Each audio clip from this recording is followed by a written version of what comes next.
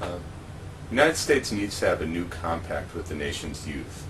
For generations, it has always been assumed that each generation would have a better standard of living than the generation that preceded it. That's no longer something that can be taken for granted because of the developments in the economy over the last 3 decades. We have to place a high priority on restructuring the economy to ensure that young people will again enjoy rising standards of living and share in the country's prosperity. The best way to do that has to center around 3 central factors of life. First, education. Secondly, health care. And third, the quality of jobs that young people eventually enter when they finish their education. First off, in terms of education, we have to take steps to make college affordable. First, that means, on the one hand, giving more grants than is currently the case so that people from low and moderate income families can count on paying for much, if not all, of their education with grants.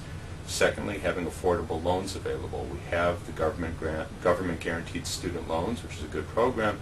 It can be made a better program by giving lower cost loans that will be administered through the public sector rather than needlessly involving private financial institutions that simply raise the costs. Third, we have to make it easier for people to repay their loans. We have people leaving school with tens of thousands of dollars of debt. That gives people few options in their work life after leaving school. We have too many people that feel they have to go work on Wall Street simply to pay back their loans from college. We can address this in 2 ways.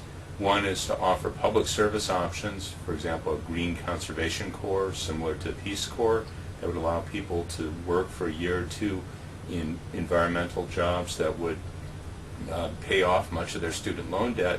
Also, we could follow the example in England where they actually have payback schedules that are tied to people's income. So people who decide to take lower paying jobs in the public sector or for nonprofit organizations would pay back their student loans at a lower rate or perhaps have part of their loans forgiven altogether. So that would go a long way towards making college education affordable.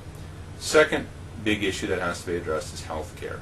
Health care has become a major problem for people in all walks of life, from their first years out of school, certainly when they have children, and then later in life when they might develop health problems.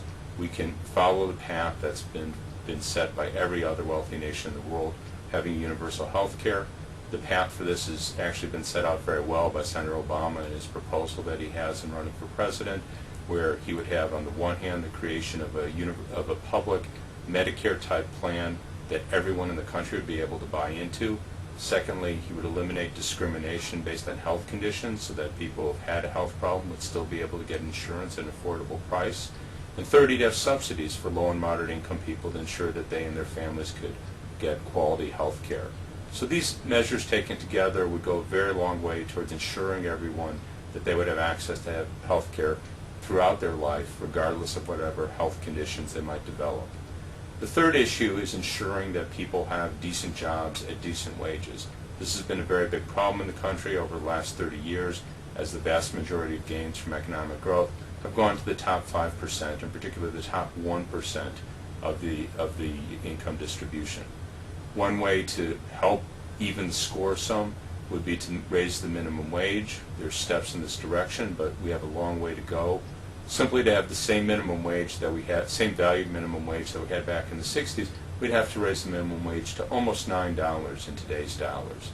That seems a reasonable start, given that the productivity in the country has more than doubled since the 1960s. Simply to have the same minimum wage that we had back in the 1960s is certainly a modest beginning, and we could perhaps hope to do somewhat better than that. Second step that would go a very long way towards improving wages for much of the country would be to make it easier for workers to organize unions who choose to do so. The Employee Free Choice Act would allow workers to organize unions based on a majority of workers signing a card indicating that they want to join a union. This will make it more difficult for employers to prevent workers from having their free will, from workers who want to join a union having a union organized and recognized by their employer. If more workers join unions, then both those workers will benefit directly. There's a well-documented evidence that shows that workers in unions get considerably higher pay, more likely to get health care benefits, more likely to get pension benefits than workers who aren't in unions.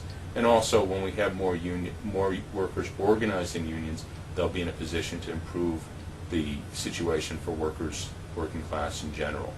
So those steps would go a long way to ensure that when young people finish their education and go into the workforce, that they'll get decent jobs at good pay. So those three steps, if we ensure that education is affordable, that students are able to pay back the debt that they incur in their college years and their education years. Secondly, we restructure our healthcare system to ensure that people will be able to get quality healthcare throughout their life. And third, take steps to ensure that all workers get the benefit of productivity growth, not just those at the top. We can guarantee that the next generation of workers will have better standard of living than we do today. And that would be an essential part of a compact with the nation's youth.